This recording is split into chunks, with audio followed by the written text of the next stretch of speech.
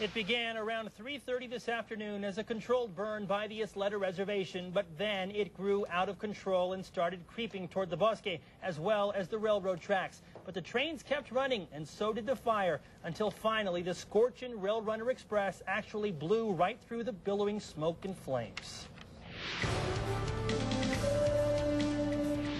Good evening. A controlled burn on the Isleta Pueblo burst out of control this afternoon and roared toward the bosque.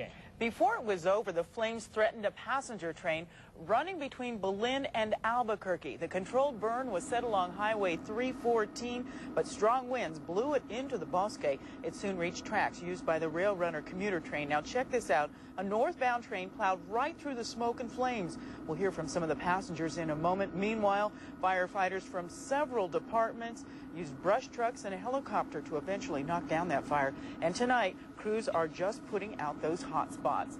Now, the Rail Runner turned into the Fire Runner this evening. More than a dozen passengers saw the flames and felt the heat as the train, traveling more than 70 miles an hour, tore through the flames. News 13's Michael Herzenberg is here with the story. Tim, the Rail Runner's crew knew there was a fire. The question tonight, why didn't they stop the train? The 425 Rail Runner from Las Lunas to Albuquerque turned into a Fire Runner this evening.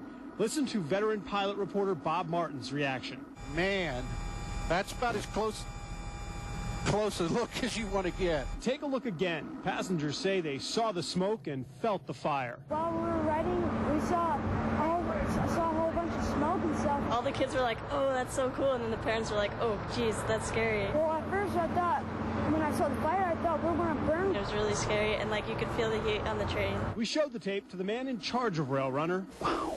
Lawrence Real says his first priority is passenger safety, and this is a first. Wow, that fire kicked up right at the time the train went by. He says another train conductor warned this one about the fire, but said it was a safe distance away. The decision to stop is the conductor's, and Real says he may have made the right decision. At the speed that the train was operating at that point, that it may have been, in his judgment, much more safer to run through the fire and get through quickly, because the train would have stopped. It may have stopped right in the middle of the flames.